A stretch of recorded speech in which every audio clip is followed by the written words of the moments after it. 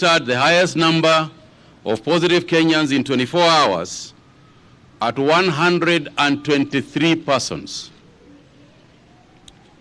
For the first time, we have hit a triple-digit figure.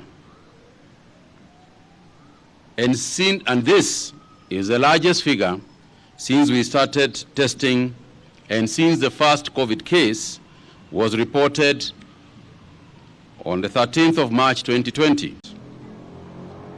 The figures which we have shared illustrate the rapid rate of transmission in the informal settlements of Nairobi. This means that there is a ranging number of infections in these areas.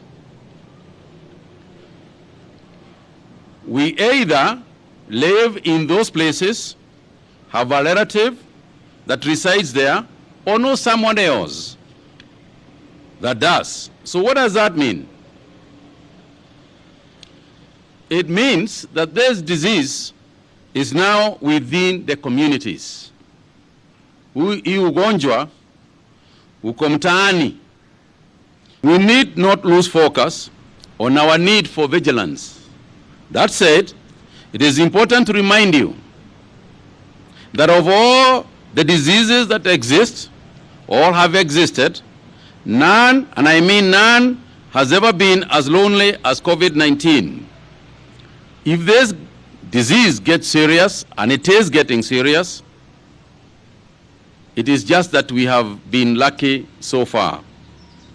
People die alone. They don't die as a group. So it is important for one to protect themselves.